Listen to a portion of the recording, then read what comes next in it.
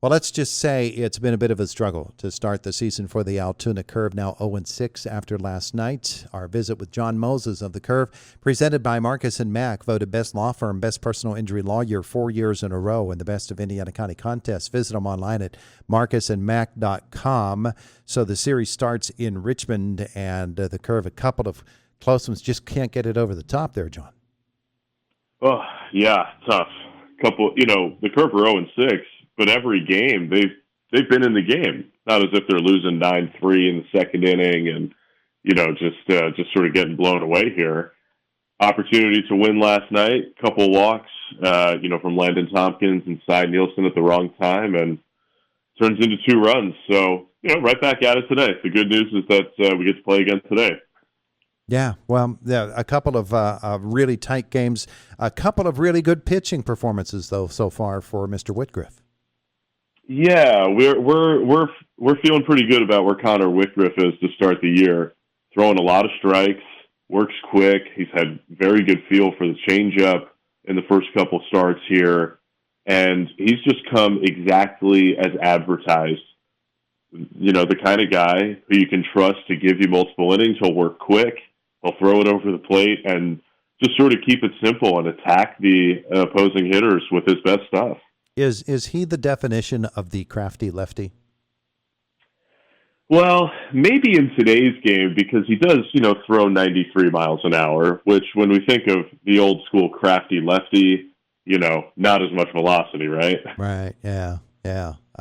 So he's not exactly Zane Smith out there, but he's somebody that we watch and we say, if you're throwing 93, the guys are used to facing 97, 98.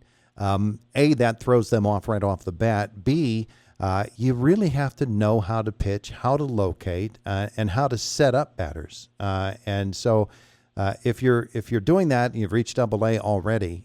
It's obvious you've learned how to pitch. I guess that's what I'm getting at. Totally. And, Connor's not the kind of guy who's going to try to do too much, right? He's not going to try to make his slider break a lot further. He just sort of knows who he is and stays with it start to start. There was something so consistent about him. It looked like he was already in mid-season form last night, even though it's just his second start of the year. Usually you don't get 6 innings from a guy on April 9th.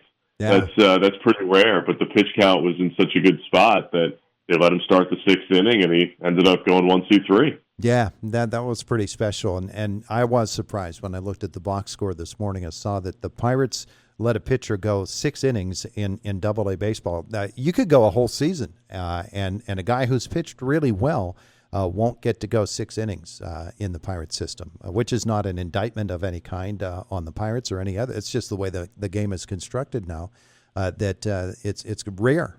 For something like that to happen. So they must feel pretty confident and pretty lucky to have that guy in the organization.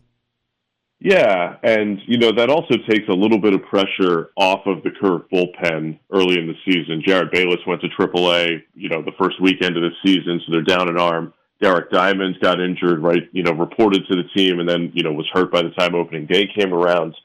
So you're down 2 arms from the group that reported in the first place, and when you have Dominic Parachi go 5 innings in the opener the other day and Connor goes 6 innings today, then you're not asking the bullpen to do too much in the first 3 games of the series. Yeah. I want to talk about a couple of guys carrying bats around. One of them is Callan Moss. That's a big dude. Yeah, man. And he hits the ball hard. He reminds me of another slugger that I had in the minor leagues when I was working in Trenton named Chris Gittens. He was the MVP of the Eastern League in 2019 when I was working for the Trenton Thunder, Yankees affiliate at the time. And, Chris briefly played in the major leagues with the Yankees, I think in 2021, and is now playing overseas. But similar in that their first baseman, super strong, can hit the ball to the opposite field. Callan Moss hit like 3 straight opposite field home runs in batting practice the other day here in Richmond. It's really impressive power, and he's only been with the Curve for 10 days here, but also strikes me as a really nice individual, easy to talk to, with a lot of personality, very fun. Seems like he's the kind of guy who will also like talk to other players. Those chit chats at first base. I remember that from my high school and little league days, getting to talk to opposing players on the base paths. He's the kind of guy that I think would have a good time. It seems like he has a good demeanor and spirit about him. So we're off to a good start with Jon Mozes. Hopefully he can continue. Yeah. I was at the game last week, on the Saturday game, and I was impressed with how nimble he seemed around first base. Yeah, right. You see sort of what his body looks like. You don't expect him to be that quick. So it's an indication that he's a really good athlete, and that's the kind of thing that can really help him down the road as he matures as a player. Yeah, sometimes you are shocked a little bit by the size, the dimensions, and the athleticism of guys. I was surprised that Omar Alfonso looks bigger to me this year. Is he bigger? I think his body's just maturing a little bit, right? He's 22. So I think that would be sort of natural for him to add a little size year to year. Mm-hmm. And, the question is, is it the right kind of weight, right? Is it to the, not to the midsection, but to, definition in your upper body or your lower body in muscle. And, I think with Omar, it's the good stuff so far. Great home run from him the other day. He's in a good place for Altoona. Yeah, absolutely. All right, so those are a couple of guys. And Mitch Jebb, of course, he's one of the fellows back from last year. He's a team leader. And I know that you're really looking forward to getting Jack Brannigan back in a Curve uniform. I understand he hit one out yesterday for Greensboro. He's rehabbing too. Yeah. Getting Jack Brannigan back, I think, would really help the Curve offense, make that lineup a little bit deeper. He'd probably hit, second, third, fourth, something like that, like he was at the beginning of last season. Hopeful that Brannigan can get to Altoona maybe next week. He hasn't really had a spring training because he got hurt in like the first or second major league spring training game, where he took a ground ball off his face and broke his nose. Yeah. So it's probably going to take a little bit of time for him to ramp up and get to game speed. I was just looking at the games he's played on rehab. He struck out in all four of his at-bats in the first one with Bradenton last weekend. And then, he's played twice now in Greensboro, Tuesday and yesterday, hit a home run last night, had 2 hits. So I would imagine they probably want to get, maybe another 10 or 12 at-bats for him before they think about rolling him out to Altoona. But that'll be really helpful. Him and Mitch Jebb and Deuce Gorson and Omar Alfonso and Jon Mozes as sort of the top 5 hitters in some order. I think will give the Curve like a pretty good starting place offensively. Yeah, absolutely. And of course, Jack Brannigan, he missed so much time last year that it's sort of like you've got a little bit of a gem there in Jack Brannigan. People recognize the potential, and you just got to get him onto the field. And once you do, and he gets playing some regular baseball, he could actually move up pretty quick in the Pirates system. Yeah, listen, the Pirates think highly of him. Added him to the 40-man roster after the season, so he's one of the guys they think could be an option for them in the major leagues this year.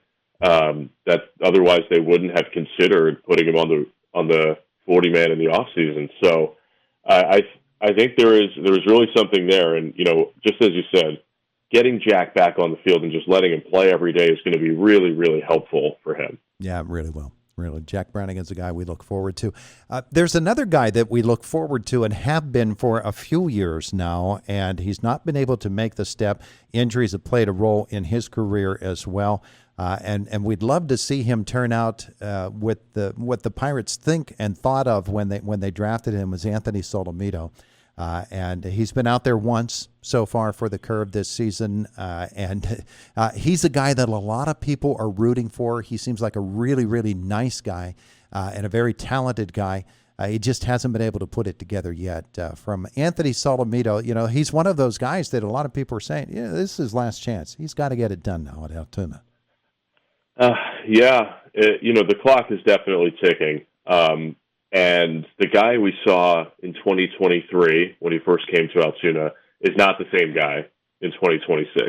I think that's sort of where it is now, that the fastball velocity is a little bit lesser now.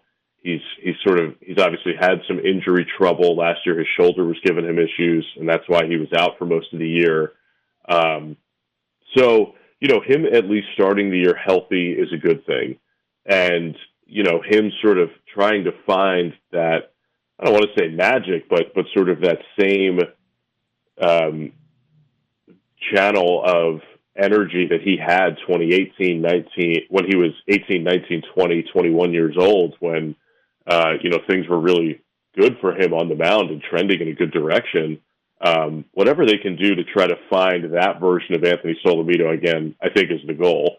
But it's a little bit of a challenge. Part of it is the natural way he throws a baseball, right?